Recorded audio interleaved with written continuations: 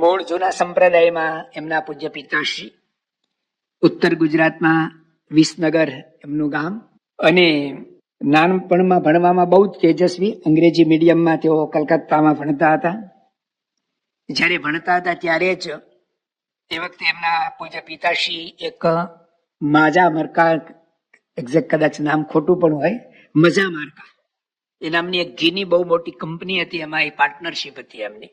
એટલે એને કારણે એ વખતે બહુ જીકતો ધંધો હતો. એટલે ગર્ભશ્રીમંત કુટુંબમાંથી તેઓ આવે છે. 1957માં બોચાસણમાં યોગીજી મહારાજના એમને પ્રથમ દર્શન થયા, અને દર્શન કરવા માટે ગયા ને તેઓ લખે છે કે હું 2 મહિના વેકેશનમાં એમની સાથે રહી ગયો. યોગીજી મહારાજનું દિવ્ય આકર્ષણ કહો કે એમની મુમુક્ષુતા કહો. તેઓ નિખાલસ ભાવે ઘણી વાર એવું કહેતા હતા કે હું જયારે યુવાન અવસ્થામાં હતો ને ત્યારે બહુ રજોગુણી હતો. એટલે સુખી સંપન્નના દીકરા છે, શહેરમાં ઉછાર થયો હોય એટલે રજોગુણ એટલે કે ખોટી સોબત સંગ એવું નહીં, પણ પૈસાની રેલમછેલ હોવાને કારણે મોજ શોખ, ખાવું પીવું, નાટક ચેટક જોવું, એવું બધું જ. તો એવો યુવાન પ્રથમ દર્શન કરવા માટે જાય છે. એ આજથી લગભગ આપણે 65 વર્ષ પહેલાની સંસ્થાની સ્થિતિ, પરિસ્થિતિ, મંદિરોની રહેવા જમવાની વ્યવસ્થા, એ બધું જોઈએ ને તો એવું લાગે કે આવા ભણેલા ગણેલા અને સુખી સંપન્ન દીકરાઓ છે ને 2 મહિના રહેવું છે એવું દ્રઢ નિર્ધાર કરીને આવ્યા હોય તો પણ 2 દિવસ ન રહે. ગમે તેટલો દ્રઢ નિર્ધાર કરીને આવ્યા હોય તો પણ 2 દિવસ પણ ન રહે, એવી મંદિરોની સ્થિતિ, પરિસ્થિતિ હતી. એમાં યોગીજી મહારાજ 2 મહિના બોચાસણમાં જ નથી રહ્યા. બોચાસણની આજુબાજુના ઘણા બધા ગામડાઓમાં યોગી બાપાનું વિચરણ હતું, અને એ વિચરણની અંદર એમણે આ બાપાની સાથે રહ્યા અને યોગી બાપાનો સમાગમ કર્યો. અને પછી તો બસ જે એમને લગ્ની લાગી ગઈ, તો સાધુ થયા ત્યાં સુધીમાં દર વર્ષે દિવાળીને ઉનાળુ વેકેશનમાં યોગી બાપાની સાથે પ્રથમ દર્શને જ પ્રીત લાગી ગઈ. પ્રીત પુરવની જાગે ગુરુજી મારા, પ્રીત પુરવની જાગે ગુરુજી મારા, પ્રીત પુરવની જાગી, ભાગે અમને ભરત ખંડમાં, સંત મળ્યા છે સુહાગી ગુરુજી મારા, પ્રીત પુરવની જાગે ગુરુજી મારા, પ્રીત પુરવની જાગી. યોગીજી મહારાજે જ આવા મુમુક્ષુ હોય એને ખેંચ્યા કે તેઓ ખેંચાયા, હું કે તમે નક્કી કરી શકતા નથી. પણ 2 મહિના યોગીજી મહારાજની સાથે રહ્યા. હું આમાં એના આંકડા બોલેલા હતા પણ ભૂલી ગયો કે યોગીજી મહારાજને મેં પ્રથમ દર્શન કર્યા ત્યારે યોગી બાપાની ઉંમર આટલી હતી. પ્રમુખ સ્વામી મહારાજની કાળી ભમ્મર જેવી દાઢી, આટલા વર્ષની ઉંમર હતી. મહંત સ્વામીને પણ મેં યુવકમાં ત્યારે સાધુ થયા પહેલા એમાં જોયા, ત્યારે એમની ઉંમર આટલી હતી ને મારી ઉંમર આટલી, 19 વર્ષની એમની લગભગ ઉંમર હતી. પછી મુંબઈમાં VJTIમાં ભણવા આવવાનું થાય છે. આપણે થોડોક પ્રસંગ જાણી લીધો હતો કે એમના પૂજ્ય પિતાશ્રી એમને અમદાવાદ રેલવે સ્ટેશને ગાડીમાં બેસાડવા માટે આવ્યા હતા, વળાવવા માટે આવ્યા હતા કે મુંબઈ છોકરો ભણવા માટે જાય છે. પૂજ્ય કોઠારી સ્વામીના ભાઈ ડોક્ટર પુરુષોત્તમભાઈ એ પણ એમના નાના ભાઈને મુંબઈ ભણવા જતા એટલે સ્ટેશને મૂકવા માટે આવ્યા હતા. એ જ ટ્રેનમાં, એ જ ડબ્બામાં, એ જ કમ્પાર્ટમેન્ટમાં આ 2 મુમુક્ષુઓ ભેગા થયા. અને પછી ઓળખાણ થઈ કે ક્યાં જાઓ છો? મુંબઈ. શાના માટે? તો કે મને ત્યાં એડમિશન મળ્યું છે. કઈ કોલેજમાં? VJTIમાં. બને VJTIમાં. અને પછી રૂમ પાર્ટનર તરીકે રહ્યા, અને આજે પણ એ 2 રૂમ પાર્ટનર જેવા જ આપણે સૌ અનુભવીએ છીએ. તો મુંબઈ ગયા અને ત્યાં યોગીજી મહારાજનો યોગ રહ્યો. અને યોગીજી મહારાજ ત્યાં મુંબઈમાં ન હોય ત્યારે પરમ ભગવદીય શ્રી હર્ષદભાઈ દવેનો સમાગમ કરવાની યોગી બાપાની આજ્ઞા હતી, અને હર્ષદભાઈ દવેનો બધા સમાગમ કરતા. પૂજ્ય ડોક્ટર સ્વામી, કોઠારી સ્વામી, ત્યાગવલ્લભ સ્વામી ને વિવેક સાગર સ્વામી હર્ષદભાઈને ત્યાં છેલ્લા વર્ષોમાં જયારે નક્કી થઈ ગયું કે હવે સાધુ જ થવું છે, ત્યારે તો કોક 3 મહિના, કોક 6 મહિના સુધી એમના ઘરે જ ધામા નાખીને પછી રહ્યા હતા. અને વિવેક સાગર સ્વામીએ લખ્યું ને કે હર્ષદભાઈ દવેનું ઘર એટલે બ્રહ્મ જ્ઞાનનો અખાડો. એ બ્રહ્મ જ્ઞાનના અખાડાની અંદર તૈયાર થયેલા યોગીજી મહારાજે પછી એમને આજ્ઞા કરી કે તમારે સાધુ થવાનું છે. તો મનથી તો બધા તૈયાર જ હતા. અને યોગી બાપાની આજ્ઞા આવી અને 1960માં મુંબઈની અંદર કપોળવાડીમાં 9 યોગેશ્વરોને યોગી બાપાએ દીક્ષા આપી. બધાના માતા પિતાને ધન્યવાદ છે કે એ વખતે પોતાના ભણેલા ગણેલા ગ્રેજ્યુએટ થયેલા બધા છોકરાઓ એવી રીતે સાધુ થવા માટે આપવા પણ યોગીજી મહારાજની એવી સાધુતા. અને સાધુ ત્યાર પછી ગઢડામાં કળશ જયંતિ વખતે 51 યોગેશ્વરોને દીક્ષા આપી. ત્યારે એમને પણ દીક્ષા આપી અને એમનું નામ નારાયણ ભગત પાડવામાં. સાધુ થયા પછી મુંબઈમાં મુકાયા અને એમણે સંસ્કૃતનો અભ્યાસ, બધા સંસ્કૃત ભણતા હતા.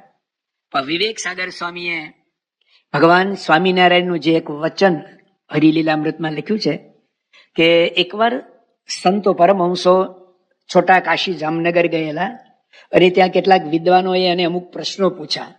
જોકે સંતોએ જવાબ સાચા આપ્યા હતા પણ પ્રાકૃત ભાષામાં આપ્યા હતા. એને સંસ્કૃતમાં કઈ જવાબ જોઈતા હશે. સંતો એટલું સંસ્કૃત ભણેલા ન હતા એટલે વિદ્વાનોએ થોડી ઠઠ્ઠામસ્કરી કરી કે બધા સ્વામિનારાયણમાં અભણ ટોળી ભેગી થઈ છે એવું કહે. સ્વામિનારાયણ ભગવાને અંતર્યામી પણ એ વાત જાણી સંતોને પૂછ્યું કે જામનગરમાં શું પ્રસંગ બન્યો હતો. સંતોએ જે વાત હતી એ વાસ્તવિકતા કહી. શ્રીજી સ્વામી કહે સુસંત મને વિદ્યા ભણે તે ગમે, માટે સ્નેહ સમિત નિત્ય ભણજો વિદ્યા વિશેષે તમે. પુષ્ટિ સંતત સંપ્રદાય તણીતો વિદ્વાનથી થાય છે, જો વિદ્વાન ન હોય સાધુ જન તો તે પંથ નિંદાય છે. મહારાજે બધા પરમહંસોને કહ્યું કે તમે બધા વિદ્યા ભણો, સંસ્કૃત ભણો. અને મહારાજે મુક્તાનંદ સ્વામી જેવાને 51 વર્ષની ઉંમરે સંસ્કૃત ભણવા બેસાડ્યા. આ તો યોગી બાપાએ જેવા સાધુ થયા ને, યોગી બાપાએ કહ્યું એટલે સંતો ભણતા પણ એવું કહેતા કે ત્યારે સંસ્કૃત ભણવાનો એવો કંટાળો આવતો ને, કારણ કે કોલેજમાંથી ભણતા ને ત્યારે છેલ્લા વર્ષોમાં જયારે સાધુ થવાનું નક્કી થયું ને ત્યારે તો હાશ. અને એમાં પાછું ભણવાનું આવ્યું. મોટા પુરુષની રુચિ. યોગી બાપા અરે સંસ્કૃત ભણેલા નહોતા ને પણ એ ગણેલા હતા. એમણે જાણ્યું કે ભવિષ્યમાં સંપ્રદાયની પુષ્ટિ માટે ભગવાન સ્વામિનારાયણની જે આજ્ઞા છે એ પ્રમાણે સંતો તૈયાર થાય એ અતિ હિતાવહ છે. અને એનું બીડું સૌ વધારે સૌથી કોઈ ઝડપ્યું હોય તો પૂજ્ય વિવેક સાગર. વિવેક સાગર સ્વામીએ સંસ્કૃતની અંદર ખૂબ પારંગતતા મેળવી. તેઓ ભણતા ત્યારે પછી નાના જે સંતો, નવા સંતો હોય એને ભણાવવાનું કાર્ય કરતા. પૂજ્ય કોઠારી સ્વામી પણ મંદિરનો કોઠાર સંભાળવાની સાથે, કોઠારી પદું સંભાળવા સાથે સાથે પણ ભણાવતા હતા. તો વિવેક સાગર સ્વામી ભણાવવામાં પણ બહુ જ કુશળ. ભલે થોડો લાભ મળ્યો છે 2-3 વર્ષ એમની નીચે ભણવાનો. ભણવામાં પહેલો નંબર લાવવો એ એક બાબત છે, પણ કોઈને સત્યનારાયણ શીરાની જેમ ગળે ઉતારી દેવું ને એ બહુ અઘરી વાત છે. કોક બહુ જ હોશિયાર, બહુ વિદ્વાન હોય પણ બીજાને ભણાવી ન શકે. અમે સંતો ભણતા એમાં અમે જોયું વિવેક સાગર સ્વામીની ભણાવવાની રીત. અમે ભણતા ત્યારની જ હું વાત કરું છું, અત્યારે સંતો જે ભણ્યા એની મને અનુભવ ન હોય. પૂજ્ય પ્રેમ પ્રકાશ સ્વામી, પીપી સ્વામી, એ જે ભણાવે ને તો વિદ્યાર્થી છે ને એના ક્લાસમાં હોંશે આવીને બેસી જાય, એટલું સુંદર ભણાવી શકે. વિવેક સાગર સ્વામી નંબર 1 એટલે ભણતા હતા અને એની સાથે બહુ સારું ભણાવતા હતા. એની સાથે સાથે બહારના જે વિદ્વાનો હોય એની સાથે પણ બહુ સારા સંબંધ રાખે. કોઈ પણ ધર્મના, જ્ઞાતિના, ગમે તે કોઈ પણ વિદ્વાનો હોય તો એની સાથે બહુ સારા સંબંધ. ભારતીય વિદ્યા ભવનના ઉપકુલપતિ ભાઈ શંકરભાઈ પુરોહિત ને બીજા બધા પંડિતો, શાસ્ત્રીઓ સાથે ખૂબ સારો ગરોબ અને સારા સંબંધ. તેઓ પીએચડી થયા ત્યાં સુધીમાં હજી યોગી મહારાજ કે પ્રમુખ સ્વામી મહારાજની સાથે વિચરણ નથી કરતા. એ ભણે જ છે, ભણાવે જ છે. એ દરમિયાનમાં પણ જૂના મંદિરની અંદર એક બહુ જ પ્રકાંડ પંડિત, બહુ મોટા વિદ્વાન જુનાગઢની અંદર કૃષ્ણવલ્લભાચાર્યજી. કૃષ્ણવલ્લભાચાર્યજીની સાથે પણ એમને એટલો જ પ્રસંગ સંબંધ. એમની પાસે જઈને કલાકો સુધી બેહે અને એમની પાસે જે કઈ સત્વ તત્વ સારું હોય એ જાણી લે. વડતાલના એક શાસ્ત્રી હતા, ઘણી વાર આપણો બહુ વિરોધ પણ કરતા, તો પણ વિવેક સાગર સ્વામી એની પાસે જાય અને એની પાસેથી જે કઈ સારું સત્વ તત્વ કઢાવવાનું હોય તો કઢાવી શકતા. અને હરજીવન શાસ્ત્રી પણ વિવેક સાગર સ્વામીને એમની બાજુમાં બેઠા હોય ને તો એમને ગમતું. મને પણ એકવાર એમની સાથે જોડમાં જવાનો લાભ મળેલો છે. વડતાલમાં એની સાથે ગયા ત્યારે. તો અને એવી જ રીતે જૂના સંપ્રદાયમાં આવવાથી અમદાવાદ મંદિરના નરનારાયણ દેવના એ વખતના મહંત દેવચરણ સ્વામી હતા, એમની સાથે તો એને બહુ સારા સંબંધ હતા. એટલે જૂના સંપ્રદાયના જે એવા વિદ્વાન સંતો હતા એની સાથે પણ એ સારો સંબંધ અક્ષર પુરુષોત્તમ સંસ્થામાં હોવા છતાં પણ રાખતા. એનું જે સારું કાર્ય હોય એ વખાણતા કરતા. આનો કર્તઃ આનો ભદ્ર કર્તવ્ યાંતુ વિશ્વત, ઉપનિષદનો જે મંત્ર છે એ પ્રમાણે ક્યાંયથી પણ સારું હોય તો એ ગ્રહણ કરતા. એટલે વિદ્વાનો અને સ્વામિનારાયણ સંપ્રદાયના વિદ્વાનો પાસેથી એ સાર ગ્રહણ કરતા. એની સાથે સાથે મુંબઈની અંદર લાઇબ્રેરી, ત્યાર પછી સંસ્થામાં જે લાઇબ્રેરીઓ થઈ, મુંબઈમાં એ જે જગ્યાએ રહેતા હતા બહુ જ નાની રૂમ હતી. એમના માટે એકલા માટે નહીં, પણ એ લાઇબ્રેરીની રૂમ બહુ જ નાની રૂમ હતી. આમ તો આખું અક્ષર ભવન જ નાનું હતું, એટલે એક ફ્લોરની અંદર 60 સાધુઓને રહેવાનું. પણ એમાં પણ એમણે મુંબઈની લાઇબ્રેરીમાં 5000 જેટલા સંસ્કૃત અને પ્રાકૃત સાહિત્યિક બધા પુસ્તકો વસાવેલા. જૂના જૂના લેખો, ખરડાઓ, જે કઈ જૂનું ક્યાંયથી મળે, સત્સંગીના ઘરે પ્રમાણભૂત ઇતિહાસકાર એવી જો કોઈ સાહિત્ય કે કઈ સ્વામિનારાયણ સંપ્રદાયનું મળે તો એ બધું લાવે, સાચવી રાખે અને એની માવજત કરે. ભણતા ભણાવતા, એની સાથે એક અચ્છા લાઇબ્રેરિયન પણ એ હતા. લાઇબ્રેરીના બધા પુસ્તકોને સરસ મજાના પૂઠા કરવા અને કોઈ ભણે લાવીને લઈ જાય મૂકવું બધું જ એકલા હાથે કરતા. એટલે વિવેક સાગર સ્વામી ભણાવ્યા ત્યાં સુધી એવું કહેવાય તો કહી શકાય કે એમની સાહિત્યમાં છે ને એ અત્યંત ઊંડા ઉતરી ગયા હતા. આપણે હમણાં જાણ્યું ને કે તો વિજ્ઞાન ટેકનોલોજીના વિદ્યાર્થી હતા, પણ યોગી બાપાએ એમને આજ્ઞા કરી તો મેઘાણી કૃત અને બીજા સારા કનૈયાલાલ મુનશી જેવા સૌરાષ્ટ્રની રસધારને એવા બધા સાહિત્યિક પુસ્તકો પણ ખૂબ મોટા પ્રમાણમાં વાંચેલા. એટલે એમના લેખનની અંદર આપણને આવી બધી છાપ પણ આજે જોવા મળે છે. તો આવો એમણે ઊંડાણપૂર્વકનો અભ્યાસ કર્યો. તેઓ જયારે ત્યાગી થયા ને ત્યારે એમને પાર્ષદ અવસ્થામાં 20 વર્ષ સુધી રહેવાનું થયેલું છે. 1960માં એને દીક્ષા લીધી, 61માં તે 81માં ભગવાન સ્વામિનારાયણ દ્વિશતાબ્દી પ્રસંગે પ્રમુખ સ્વામી મહારાજે ક્રાંતિ કરી અને બધી જ્ઞાતિના બધાને સાધુ બનાવ્યા. એ પૂર્વે સ્વામિનારાયણ સંપ્રદાયની અંદર હજી પણ કેટલાક જગ્યાએ અમુક જ્ઞાતિઓને ત્યાગાશ્રમની દીક્ષા નથી મળતી. આપણે ત્યાં ત્યાગાશ્રમની દીક્ષા મળતી, પણ એને પાર્ષદ અવસ્થામાં રહેવાનું હતું. એ ભગવાન સ્વામિનારાયણ દ્વિશતાબ્દીએ પ્રમુખ સ્વામી મહારાજે ક્રાંતિ કરી અને બધાને પાર્ષદી દીક્ષા મળે, પણ પછી થોડે સાધુની દીક્ષા મળે. તો 20 વર્ષ સુધી, એમાં છેલ્લા 10 વર્ષ 71 થી 81 સુધી પ્રમુખ સ્વામી મહારાજનું જે એકદમ અત્યંત કઠિન પીડાભર્યું વિચરણ હતું ને એમાં એ પોતે સાક્ષી છે. અને સફેદ કપડામાં ફરવાનું, ગામમાં ફરવાનું, દિવસના 5-5, 7-7 ગામ, કપડા ક્યાં ધોવા, અને સફેદ કપડાને તો ડાઘ જલ્દી પડે. અને યાદ છે અમે વેકેશનમાં એમની સાથે જતા, બાપાની સાથે લાભ લેવા.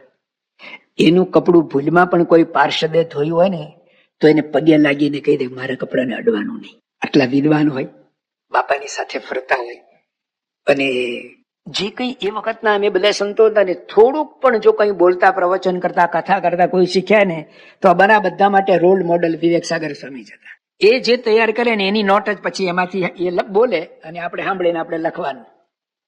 વિવેક સાગર સ્વામી પોતે એવું કહે છે કે હું નોટ ન લખું, હું પહેલા બોલું ને પછી નોટ લખું. હું આજે જે બોલ્યો ને પછી યાદ કરીને લખેલો કે આ હું બોલ્યો હતો. એવી એમના પર યોગી બાપા પ્રમુખ સ્વામી મહારાજની કૃપા. અને પછી મેં નોંધ લખી હોય ને એને પછી ફરી મઠારી કરી અને પછી લેખ પુસ્તક રૂપે આવે. સ્વામિનારાયણ પ્રકાશમાં જાય કે બીજે ત્રીજે લખીને પછી એના પુસ્તક થાય. હું પહેલા લખું ને પછી બોલું નહીં. યોગી બાપાની એમના ઉપર કૃપા હતી. પણ અમે બધા એ જે બોલતા એમાંથી જ એ કરતા. તો 20 વર્ષ સુધી એમણે કોઈના કપડા કોઈને ધોવા આપ્યા નથી. અને ભૂલમાં પણ જો કોઈ ધોયા હોય ને તો રાજી થવાને બદલે નારાજ થઈ જાય, પગે લાગીને કહી દે મારા કપડા. એના કપડા તાર ઉપર સૂકવાને કોઈ વાળે ને તો પણ એને ન ગમે. કે ગોપાળાનંદ સ્વામી એવું કહેતા કે આપણી કોઈક સેવા કરે ને તો એના માટે આપણે 2-5 માળા ફેરવવી પડે, એટલું પુણ્ય એટલું જતું રહે. મને તો આખો દિવસ માળા ફેરવવાનો સમય જ નથી મળતો. આમ તો વર્ક ઇઝ વર્શિપ, આખો દિવસ એનું કર્મ એ જ ભક્તિ હતું. બાપાની સાથે અખંડ રહેવાનું એ જ એક મોટી ભક્તિ છે. તો એવું વિનયપૂર્વક કહી અને કોઈ દિવસ કોઈની સેવા એમને લીધી નથી. આ મને એકદમ યાદ આવે છે. 1974 થી એ પોતે સંસ્થામાં પ્રથમ PhD થયા અને પીએચડી થયા પછી બાપા પ્રદેશ પ્રવાસમાં આવ્યા ત્યારે એમણે સાથે લીધા. અને આપણા વિદ્વાન સંતોમાં સદગુરુ સંતોમાં એક સંત પૂજ્ય ઘનશ્યામ ચરણ સ્વામી કે ગુણાતીત મોરલો એ દિવસથી ટહુકવા માંડ્યો. આજની તારીખે બાપાની સાથે પરદેશ પ્રવાસમાં ગયા ને ત્યારે વિવેક સાગર સ્વામીએ પોતે કમ્પોઝ કરેલો એક વૈદિક મંત્ર વેદ ગાન તરીકે ગવાતો હતો. પણ દરેક સભાની અંદર ધૂન પ્રાર્થના થઈ જાય ને પછી એવું કે હવે પૂજ્ય વિવેક સાગર સ્વામી નારાયણ ભગત વેદગાન કરશે.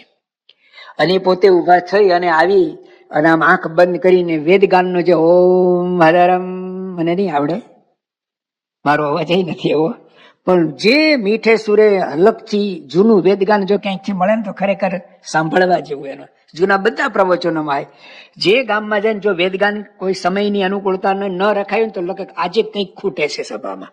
અને વેદગાન પૂરું થાય ને તાળીઓના ગડગડાટ થાય, બધા એકદમ પિન ટોપ સાયલેન્ટ, બહુ ખુશ થઈ જાય. એવું સરસ એમણે વેદગાનનું કમ્પોઝિશન કરેલું. અને દરેક સભાના પ્રારંભમાં લગભગ બધી જગ્યાએ મોટી સભાઓ હોય ત્યારે અચૂક એ એમનું વેદગાન એમના મુખે સાંભળવા મળતું. બધા ખૂબ રાજી થતા.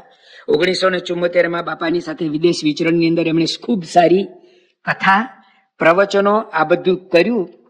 અને એ દિવસથી પ્રમુખ સ્વામી મહારાજની પણ એમના ઉપર વિશેષ દ્રષ્ટિ પડી ગઈ. યોગીજી મહારાજના સાનિધ્યમાં યોગીજી મહારાજના સાથે વિવેક સાગર સ્વામી રહેતા ત્યારે પ્રમુખ સ્વામી મહારાજ જાણતા હતા કે વિવેક સાગર સ્વામી છે ને એમના પ્રત્યે યોગીજી મહારાજનો અસાધારણ પ્રેમ છે, એક કંઈક વિશિષ્ટ પ્રેમ છે. જયારે એ સાધુ નહોતા થયા ત્યારે વિવેક સાગર સ્વામી સાધુની દીક્ષા લીધા પહેલા દર વર્ષે ઉનાળામાં યોગી બાપાના સમાગમ કરવા દિવાળીને ઉનાળામાં જતા હતા. એકવાર ઉનાળાનો સમય છે, યોગીજી મહારાજ ભાલ પ્રદેશમાં, એટલે કે અમદાવાદ અને બરવાળાની વચ્ચેનો જે પ્રદેશ કહેવાય, ધંધુકાની આજુબાજુના ગામડા, ત્યાં યોગીજી મહારાજ હતા. અને વિવેક સાગર સ્વામીને આપણે વિવેક સાગર સ્વામીથી જ કહીશું, ભલે હજી દીક્ષા અત્યારે નથી લીધી, એ પ્રસંગ છે, પણ યોગી બાપાનો સમાગમ કરવા આવવાના હતા. એટલે યોગી બાપાએ જ્યાં તેઓ વિચરણ કરતા ત્યાંથી સાથે ફરતા બે યુવકોને પાણીની માટલી લઈ અને ત્યાં રાયકા સ્ટેશને મોકલ્યા કે નારાયણભાઈ આવવાના છે તો તમે જાઓ એમને લેવા માટે.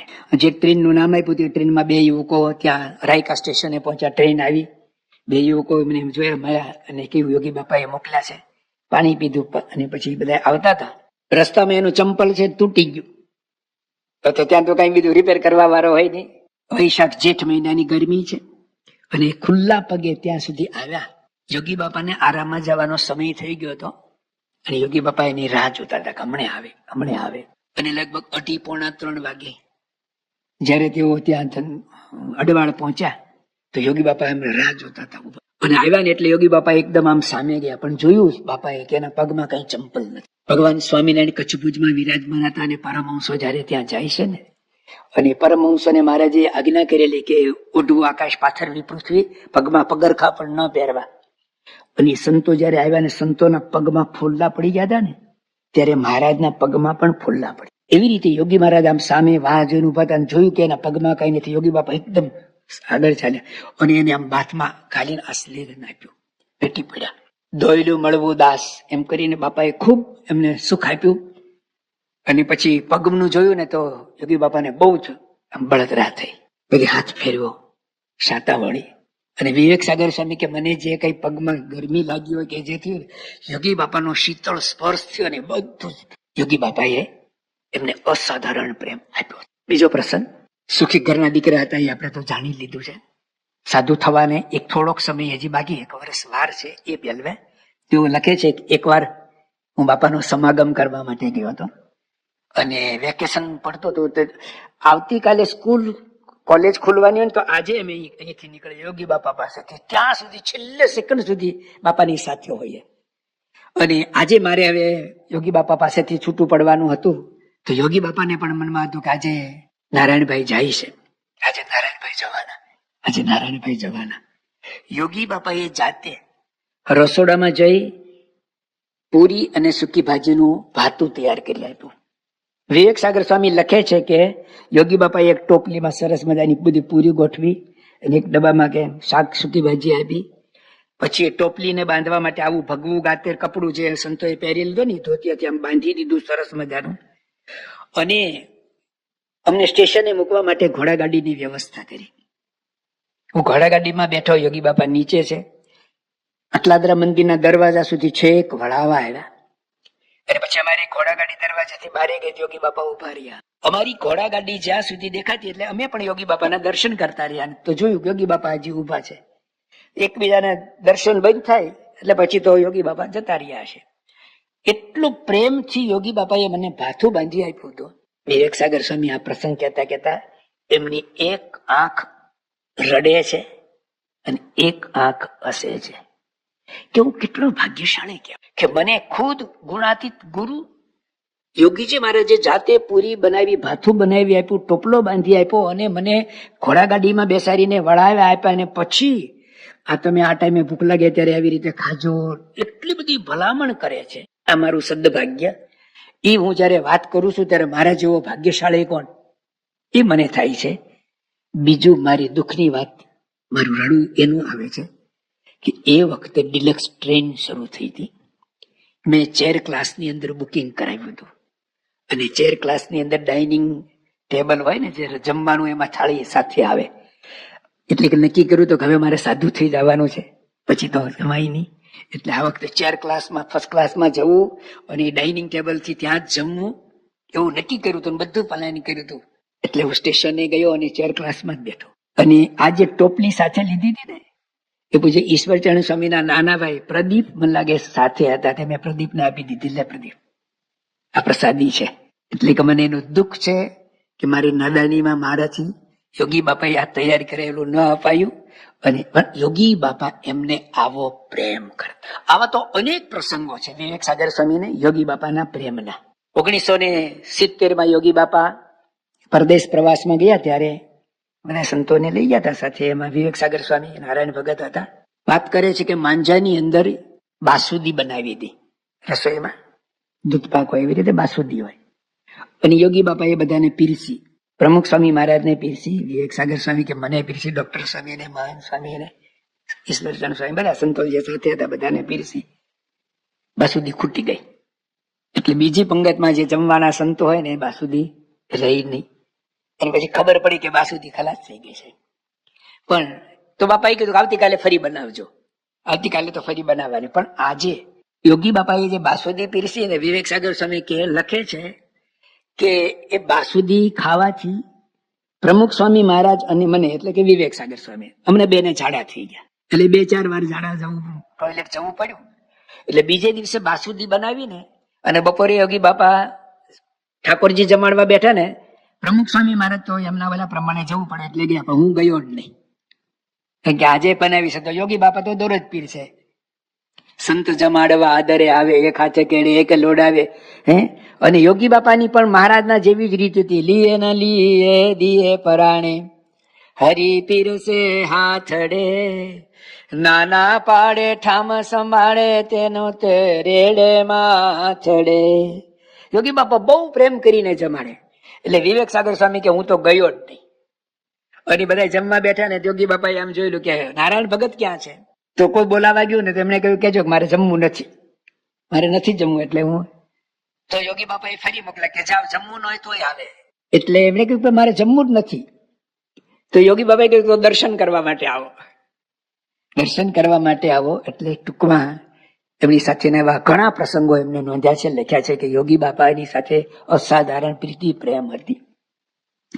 પ્રમુખ સ્વામી મહારાજ પણ જાણતા હતા કે યોગીજી મહારાજની સાથે અત્યંત પ્રેમ ભાવથી જોડાયેલા છે. એટલે 1974 પ્રમુખ સ્વામી મહારાજ સાથે વિદેશ વિચરણની અંદર એને કથા પારાયણ પ્રવચનો કર્યા અને બાપાની એમના પર વિશેષ દ્રષ્ટિ પડી ગઈ. અને એ દિવસથી બાપાએ એમને પોતાની સાથે લીધા. તો બાપાએ છેલ્લો શ્વાસ છોડ્યો ત્યાં સુધી વિવેક સાગર સ્વામી પ્રમુખ સ્વામી મહારાજના પડછાયો બનીને એમની સાથે ને સાથે એમને વિચરણ કર્યું. યોગી બાપાની સાથે તેઓ ફરતા ત્યારે યોગી બાપાએ એમને કહેલું કે આ બધું જ તમારે લખી લેવું. મને તમને બધાને કોઈનું લખેલું વાંચવું ગમે, પણ આવા વિચરણની અંદર, આવા ભીડાની અંદર એ ડાયરીઓ લખવી, વિવેક સાગર સ્વામીને આપણે જેટલા ધન્યવાદ આપીએ એટલા ઓછા છે.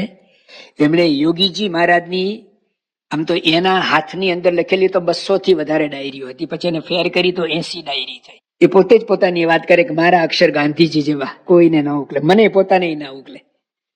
એમણે પોતે થીસીસ લખીને એમાં લખ્યું હતું કે મારી થીસીસ લખવામાં મારા આસિસ્ટન્ટ કોઠારી સ્વામી, આસિસ્ટન્ટ તો ના કહેવાય આમ પણ, એટલે કોઠારી સ્વામી એ બધું એ બોલે ને એના અક્ષરમાં કોઠારી સ્વામી ને એમના બધા અક્ષર ઉકલે. કારણ કે બે સાથે પહેલેથી રહ્યા છે ને, ગમે તેવા રફ લખેલા હોય ને તો કોઠારી સ્વામીને ઉકલે કે આ જ લખેલું છે. એટલે એમની આખી થીસીસ પૂજ્ય કોઠારી સ્વામીએ સારા ફેર અક્ષરમાં લખી આપી છે.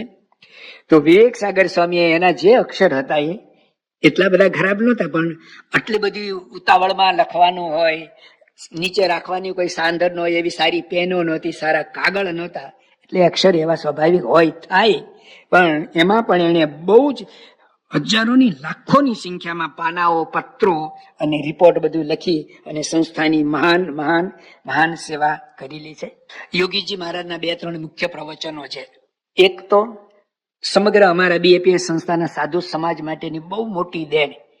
યોગીજી મહારાજ જુનાગઢની અંદર આજે સવારની સાથામાં યોગી બાપાની વાતો કરી હતી એમની પુણ્યતિથિ નિમિત્તે, કે જુનાગઢમાં મને 2.5 કે 2.5 વર્ષ જ રહેવાનું થયું છે, પણ તે છતાં યોગી બાપા વારે વારે આ બધા સંતો બનાવ્યા પછી કહેતા કે અમારા જુનાગઢમાં, અમારા જુનાગઢમાં, અમારા જુનાગઢની રીત. તો એ જુનાગઢની રીત, રસમ શું હતી, સાધુતાનો કસબ શું હતો, યોગીજી મહારાજ જે બોલ્યા એ એને શબ્દશ લખી અને અમારા જુનાગઢમાં એ ટાઇટલ નીચે જ એક સંતો માટેની બહુ સુંદર નાની પુસ્તિકા છે, જે વાંચવાથી સંતોને પોતાનું જીવન ક્યાં છે, કેવું બનાવવું જોઈએ, એની પળે પળે એને એમાંથી જાણપણું મળે એવું સુંદર એ વિવેક સાગર સ્વામીએ લખ્યું છે. અને બીજું, આપણે મેળાવની પ્રાર્થના 28મી ફેબ્રુઆરીએ યોગી બાપા મેળાવની અંદર 66ની સાલમાં, અને યોગી બાપા વહેલી સવારે ઉઠીને મંગળ પ્રવચનમાં એના હૃદયની અંદરથી જ અચાનક ગુરુ મહિમાના સ્ત્રોત્ર શબ્દો એ જે વહેવા લાગ્યા ને, વિવેક સાગર સ્વામી, મહાન સ્વામી મહારાજ ત્યાં હતા, ઈશ્વરચંદ સ્વામી કે અમે 3-4 સંતો હતા અને યોગી બાપા બોલતા આછું અજવાળું હતું. પણ યોગી બાપાએ અમને કહેલું ને કે તમારે બધું લખી લેવું. તો યોગી બાપા બોલતા જતા હતા ને વિવેક સાગર સ્વામી એમ એક બાજુ ખૂણામાં અમને બતાવેલી જગ્યા પણ કે આ જગ્યાએ બાપાનો પલંગ હતો, આ ખૂણામાં હું બેઠો હતો અને આવી રીતે લખતો હતો. નીચે લખીને ટેકો રાખવાનું કઈ હતું નહીં, પણ બધું શબ્દ શબ્દ લખેલું. મેળાવની પ્રાર્થના યોગી ગીત આપણે વાંચીએ ને, એમાં પૂજામાં આપણે આ પ્રાર્થના વાંચીએ છીએ, એ પ્રાર્થના પૂજ્ય વિવેક સાગર સ્વામીએ લખેલી છે. પ્રમુખ સ્વામી મહારાજની સાથે જોડાયા પછી એમની મુખ્ય સેવા હતી કે બાપાની સાથે એમને પધરામણીમાં જવાનું. અતિશયોક્તિ ન હોય તો પ્રમુખ સ્વામીનો પડછાયો એટલે વિવેક સાગર સ્વામી. જ્યાં આપણી કાયા ત્યાં આપણી છાયા, કાયા અને છાયાને આપણે જુદી ન કરી શકીએ. એમ પ્રમુખ સ્વામી મહારાજને જેટલો ભીડો પડ્યો છે ને, એટલો જ ભીડો વિવેક સાગર સ્વામીને પડ્યો છે. સાંકરીમાં અમારી સંતોની શિબિરમાં બાપાના ભીડા ભક્તિની વાત નીકળી કે પ્રમુખ સ્વામી મહારાજ આવો આવો આટલો ભીડો. વાત સાચી હતી, વાસ્તવિક પ્રસંગો જ રજૂ થયા હતા. અને જયારે બાપાને પ્રવચન કરવાનું, આશીર્વાદ આપવાના વારો આવ્યો ત્યારે બાપા કે તમે મારા ભીડાની વાત કરો છો, મારા કરતા તો વિવેક સાગરને ડબલ ભીડો છે. બાપા તો વિવેક સાગર બોલે, બાપા કે વિવેક સાગર સ્વામીને મારા કરતા ડબલ ભીડો છે. બાપા કે હું તો કદાચ બપોરે સુઈ જાઉં. વિવેક સાગર સ્વામી બાપાની સાથે ફર્યા ત્યારે એક ગામમાં એક જ દિવસ રોકાવાનું હોય, કોઈના ઘરે ઉતારો હોય ને તો એને સત્સંગની વાતો, સત્પુરુષની વાતો કરીને પછી જે જંપે. મને યાદ છે 1977માં અમે 10 સંતો બાપાની સાથે હતા. ડરબનની અંદર અમે 7 દિવસ રહ્યા અને છેલ્લે દિવસે વિદાય હતી મગનભાઈ ગોસાઈને ત્યાંથી, અને એમનો દીકરો બાપાની પાસે આવ્યો. મગનભાઈ એના દીકરાને લાવ્યા. બાપા કે આ કોણ છે? તો કે મારો દીકરો. નામ ઠામ પૂછ્યું બાપાએ. અને પછી એ તમે તો બાપા બીજું શું કરી શકે, થોડી એને વાત કરી હતી. પછી બાપાએ અમને સંતોને કહ્યું કે આ સમયે મને વિવેક સાગર યાદ આવ્યા. વિવેક સાગર સ્વામી કે હું જ્યાં જાઉં ને ત્યાં જેના ઘરે ગયા ને મારી કોઈ ચિંતા નહીં. જેના ઘરે ઉતર્યા એની ઘરે એના સગા સંબંધી મહેમાનો આવ્યા તો કલાકો સુધી વાતો કરે. રાતના 12-2 વાગ્યા હોય તો પણ એને સંસ્થા સત્પુરુષ સત્સંગ છે એની દ્રઢતા કરાવીને પછી એ સુવે. એટલે બાપાએ કહ્યું કે મારા ભીડા કરતા તો વિવેક સાગર સ્વામીને વધારે ભીડો છે. એ વિવેક સાગર સ્વામી યોગી બાપાના સમયથી વહેલી સવારે 4:30 વાગે ઉઠે. લગભગ 99% મંગળા પહેલા એની પ્રાતઃ પૂજા બધું પૂરું થઈ ગયું હોય. આજની તારીખે પણ હજી એવા જ એ જ સમયે જાગે છે અને નિત્યક્રમમાં બધો પૂરો કરે છે. અને ત્યાર પછી બાપાની પ્રત્યેક ક્રિયાની અંદર એને સાથ પણ આપવાનો અને સાધકની તરીકે સાધના પણ કરવાની. આટલા વર્ષથી સાથે ફરવા છતાં પણ બહુ વર્ષો પછી, એટલે કે બાપાની સાથે લગભગ 35 વર્ષથી ફરતા તો મુંબઈની અંદર એકવાર, ત્યારે બાપા પ્રમુખ સ્વામી મહારાજ 12 વાગે આરામમાં જતા હતા. તો 12 માં 5-7 મિનિટની વાર હોય ત્યાં સુધી પોતાના રૂમમાં લખતા હોય ને એ બંધ કરીને આવે કે હમણાં બાપા હવે આરામમાં જશે. તો છેલ્લે પોઢે પ્રભુ સકલ મુનિ કે શ્યામ દર્શન કરવા આવે. સવારે ઉઠે ત્યારથી આખો દિવસ પડછાયાની જેમ સાથે જ હોવા છતાં પણ પ્રમુખ સ્વામી મહારાજના પોઢે પ્રભુ આરામમાં જતા છેલ્લા દર્શન કરવા માટે, જાણે પહેલી વાર તમે પરદેશથી બાપાના દર્શન કરવા ગયો જેટલી આતુરતા અને ઉતાવળ હોય એવી આતુરતા અને ઉતાવળથી વિવેક સાગર સ્વામી રૂમમાં આવે અને આમ બાપાના દર્શન કરતા. બાપાની પાસે દર્શન કરવા માટે આવ્યા અને મીટિંગ ચાલુ હતી અને સેવકો આમ બારણું ખોલીને બધું કરે ને, તો બાપાએ કહ્યું હજી મારી મીટિંગ પોણો કલાક કે કલાક ચાલશે, બધા હુઈ જાઓ. આમ જો તો આજ્ઞા થઈ કે ભાઈ આ તો દરરોજનું છે તો શું કરવું. મારા જેવા કેટલાય આજ્ઞા પાળી લીધી. વિવેક સાગર સ્વામીએ સાંભળી લીધી, પાછા લખવા ગયા અને જીત કીધું હતું ને પોણો કલાક કે કલાક, તો પોણો કલાકે ફરી પાછા આવીને ઉભા રહે. આ વિવેક સાગર સ્વામી શ્રદ્ધાવાન લભતે જ્ઞાનમ. 2-3 દિવસ સમાગમ કરવા માટે જઈએ ને તો સારું, અથવા બાપા અહીંયા 7 દિવસ રહ્યા ને ત્યારે આપણને બહુ મજા આવી હતી. પણ 8મે દિવસે બાપા ગયા ને આપણે બધા લાંબા હોડ તાણીને હુઈ ગયા હતા. હાશ કે આજે ખેંચી લો. પ્રીત કરે પુરુષોત્તમ સાથે નિત્ય નવી. દરરોજ નિત્ય નવી ને નવી શ્રદ્ધા રહેવી, આવો ભાવ રહેવો ને. મને પોતાને એવું લાગે છે એમના જીવનમાં એમની સાથે રહ્યા છીએ, જોયું છે, તો પણ અઘરું લાગે છે. બોલવું, વાત કરવી, વર્ણન કરવું સહેલું છે, પણ એવું વર્તન કરવું અઘરું છે. વિવેક સાગર સ્વામીના જીવનમાં સાથે રહેનાર બધા સંતોએ અનુભવ્યું છે કે આ શ્રદ્ધા એમની પહેલે દિવસે હતી એવી ને એવી છેક છેલ્લે દિવસ સુધી એમની રહી. દરેક ગામની અંદર જાય બાપા, અત્યારે આપણે કહેવું હોય તો એવું કહેવાય કે સંપ્રદાયનો એન્સાઇક્લોપીડિયા એટલે પૂજ્ય વિવેક સાગર સ્વામી. આ વખતે આપણને બધાને અનુભવ થયો અમેરિકા વાસીઓને. પૂજ્ય વિવેક સાગર સ્વામીએ દરેક રિજનની અંદર 2-3 દિવસ હરિભક્તોની સાથે મીટિંગ એટલે કે સભાઓ રાખી હતી ને.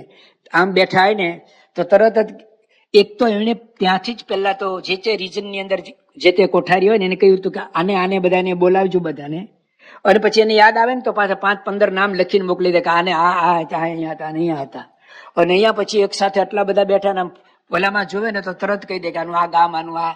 સ્થાનિક કોઠારી ન ઓળખતા હોય, સ્થાનિક ઓલાને નામ કદાચ ખબર હોય, કોકને કઈક ખબર હોય, પણ વિવેક સાગર સ્વામી એનો કુળનો, કુટુંબનો, બધાનો ઇતિહાસ જેવી રીતે પ્રમુખ સ્વામી મહારાજ આખી વંશાવળી બોલી જાય ને, 2-3, 4 પેઢીના નામ બોલે, એના વેવાય કોણ ને બેનો દીકરીઓ ક્યાં પરણાવીને એના સગા સંબંધી બધું જ આમ ફટાફટ બોલવા માંડે. એટલે કે સંપ્રદાયનો બોલતો ચાલતો ઇતિહાસ અને એન્સાઇક્લોપીડિયા, સંપ્રદાયનો એન્સાઇક્લોપીડિયા. સાંપ્રદાયિક જ્ઞાન સંબંધી, શાસ્ત્ર સંબંધી, ઇતિહાસ સંબંધી, ભગવાન સ્વામિનારાયણ તીર્થો, જ્યાં જ્યાં ભગવાન સ્વામિનારાયણ વિચરાય તીર્થોની માહિતી જોતી હોય ને તો આપણે બીજે ક્યાંય જવાની જરૂર નહીં. એક જ વ્યક્તિને પૂછો તો ઓલ ઇન વન, એક જ જગ્યાએથી આપણને બધું જ મળી જાય. તો બાપાની સાથે વિચરણમાં એકવાર હું સાથે હતો અને વિવેક સાગર સ્વામી બાપાની સાથે જે પધરામણીનો થેલો લઈને ફરે ને, આપણને એ થેલો ઉપાડવો છે ને આમ ગમે એના માટે પ્રેસ્ટિજિયસ કહેવાય કે બાપાની સાથે હું થેલો લઈને ફરું. પણ તું ફર ને ત્યારે તમને ખબર પડે કે 12 કિલો વજન ન હોય.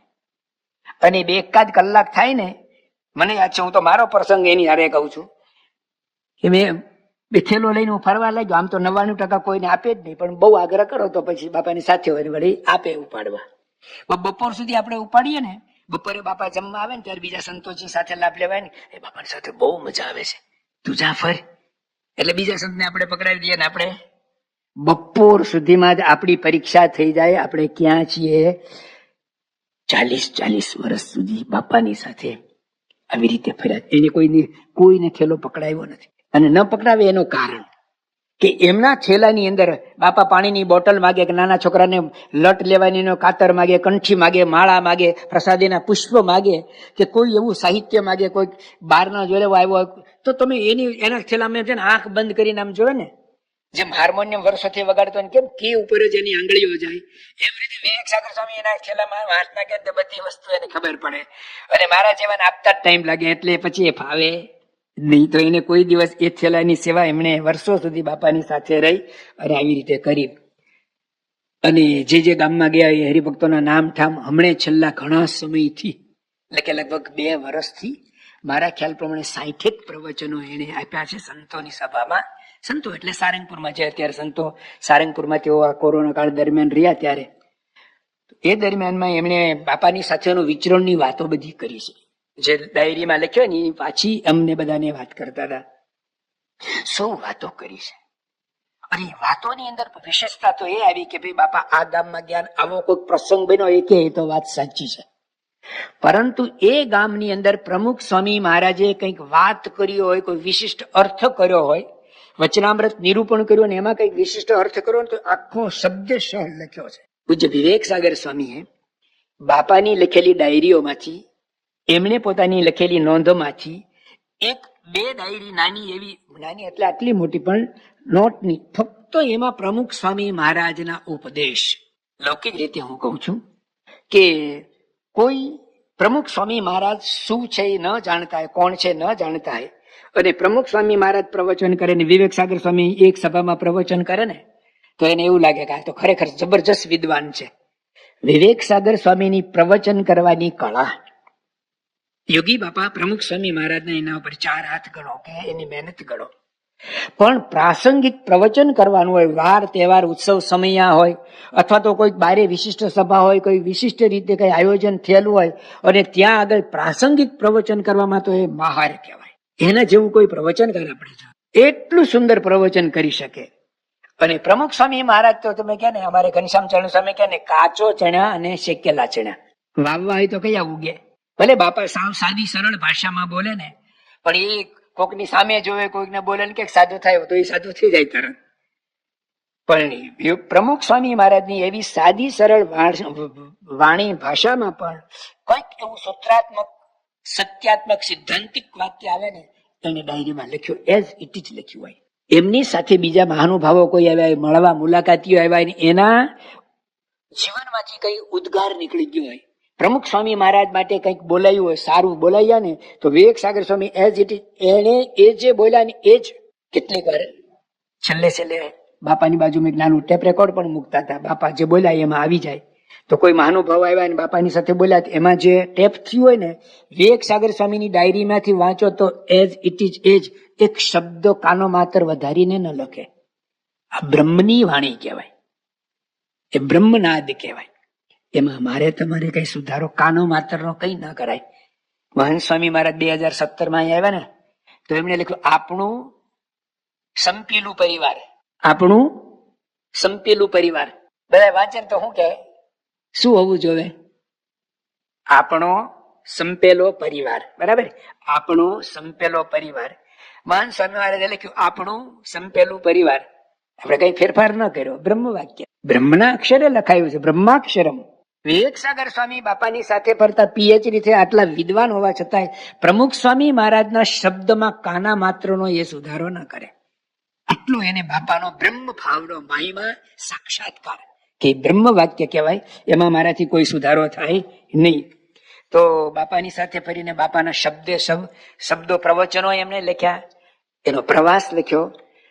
અને રામાયણમાં જેમ એક સુક્તિ એટલે કે ચોપાઈ છે, એ ચોપાઈને વિવેક સાગર સ્વામીએ સાર્થક કરી. ચોપાઈ શું કે છે?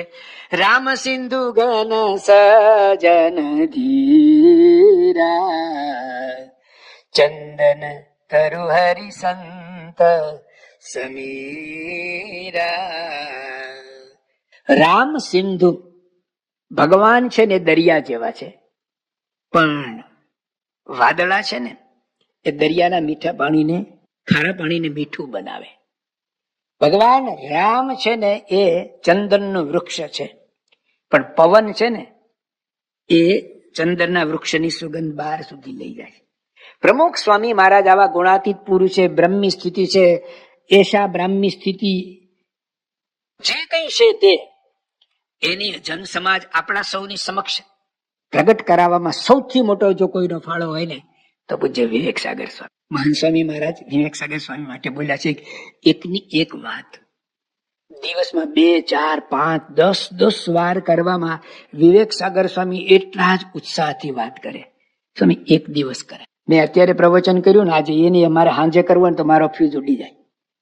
અને આ તો સામે બેઠા જ તા ને. વિવેક સાગર સ્વામી એને જ જોયું. આપણે બેઠા ને આપણે કઈ આપણને લાગે કે આપણે સાંભળીએ છીએ, આપણે આધી વ્યાધિ ઉપાધિમાં કઈ સાંભળતા જ નથી. સમજવાની તો વાત જ ક્યારે.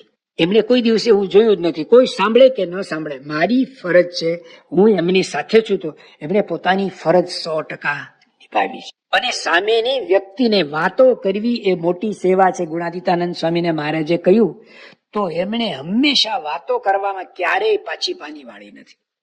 અહોર હવાર, વહેલા મોડા, રાતના વહેલા ઉજાગરો થયો, ગમે તે થયું હોય, પણ એ હંમેશા વાતો કરવામાં આવી રીતે પાવરધા જ રહ્યા છે.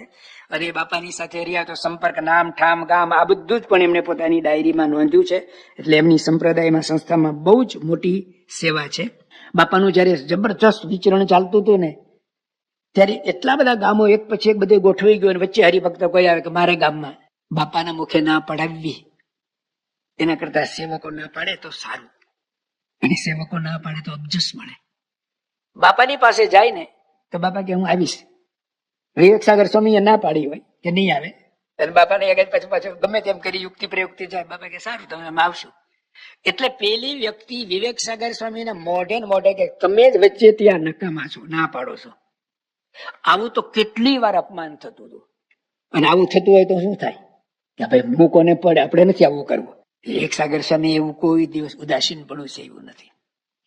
એમના માટે, પ્રમુખ સ્વામી મહારાજ માટે એમને કદાચ કોઈ 2 શબ્દ કહી જાય, જે દુઃખ થાય તે થાજો રે રૂડા સ્વામીને ભજતા, જે થવું હોય થાય. પણ એમણે એમની ફરજ પ્રમાણિકપણે નિભાવી છે. વિવેક સાગર સ્વામી માટે જેટલું કહીએ એટલું ઓછું છે. સમય થવા આવ્યો છે, 2-3 મિનિટમાં થોડીક વાત કહી દઉં. આટલા ને આવા બુદ્ધિશાળી હતા. એ કેવી એમની સ્થિતિ કરી છે, થઈ છે એને. બાપાની સાથે ફરીને આવા ભાવને પામેલા સદગુરુ લેવલના સંત, વર્ષો સુધી વિવેક સાગર સ્વામીનું નામ કોઈ સંસ્થાની કમિટીમાં કે મિટિંગમાં, ટ્રસ્ટીમાં ક્યાંય નહીં. દર 3 મહિને સંસ્થાની મીટિંગ થાય તો એ મિટિંગમાં એમનું નામ ન હોય, એ જાય પણ નહીં. ન જાય મિટિંગમાં, ન જાય એટલું જ નહીં, મિટિંગમાં જે બેઠા હોય ને એની બારે નીકળે ને તો એનાથી નાની ઉંમરના પણ હોય, નવા પણ હોય, હરિભક્તો પણ હોય. વિવેક સાગર સ્વામી કોઈ દે શું આજે ખરેખર વિવેક સાગર સ્વામી એટલે વિવેક સાગર સ્વામી છે. યોગી મહારાજ અને પ્રમુખ સ્વામી મહારાજ સાથે ગોપીઓ જેવા પ્રેમ ભાવથી ભગવાનમાં જોડાયેલી હતી ને, એવી રીતે યોગીજી મહારાજ અને પ્રમુખ સ્વામી મહારાજ સાથે સાચા અર્થમાં દ્રઢ પ્રેમ ભાવથી, સમજણથી, જ્ઞાનથી જોડાયેલા આ જ્ઞાની પુરુષ. પ્રમુખ સ્વામી મહારાજથી અમને જુદું પડવાનું થયું જ નથી. 1977 પ્રમુખ સ્વામી મહારાજ પ્રદેશ પ્રવાસમાં આવ્યા ત્યારે વિવેક સાગર સ્વામી ભારતમાં હતા, વિચરણમાં ગયા હતા. પછી એકેય વાર બાપાએ એમને કર્યું નથી. 2014 છેલ્લે પ્રમુખ સ્વામી મહારાજ અમેરિકા અક્ષરધામમાં વાતે પધાર્યા ને, વિવેક સાગર સ્વામી સારંગપુરથી તો સાથે જ અમદાવાદ આવ્યા ને બીમાર પડી ગયા અને હોસ્પિટલાઇઝ કરવા પડ્યા. અને છેલ્લો એ દિવસ હતો, બીજો કોઈ ઉપાય જ નહોતો. બપોર પછી બાપાને નીકળવાનું હતું અને ડોક્ટરે કહ્યું કે જઈ શકાય એવી સ્થિતિ જ નથી. એટલે એ પ્રવાસમાં વિવેક સાગર સ્વામી ત્યાં અમદાવાદ રોકાયા. બાપા અહીંયા અમેરિકા આવ્યા. 10 દિવસનો એમનો કાર્યક્રમ પૂરો કરીને બાપા પાછા 14 દિવસ કે કંઈક પાછા જયારે બાપા આવ્યા, અને બંનેનું જે મિલન આપણે વિડીયોમાં એ વખતે દર્શન કર્યા છે ને હજી દર્શન થાય છે. આપણને લાગે કે ખરેખર જો તુમ તોડો પિયા મેં નહીં તોડું, મેં વાલો વશ કીધા મુજને વાલે વશ કીધી, આમી સામી પાન બીડી લીધી ને દીધી. વિવેક સાગર સ્વામીને પ્રમુખ સ્વામી મહારાજ પ્રત્યે જેવું હેત હતું એવું જ, બલકે એથી વધારે હેત પ્રમુખ સ્વામી મહારાજને વિવેક સાગર. છેલ્લા દિવસોની વાત સમય નથી ને આપણે કરી પણ નહીં શકીએ, મારું ગળું પણ નહીં બોલી શકે. એ બધું યાદ આવે તો મારાથી જ નહીં બોલાય, પણ એના જીવનમાંથી આપણને ઘણું ઘણું શીખવાનું મળે છે. શ્રી સ્વામિનારાયણ ભગવાનની જય.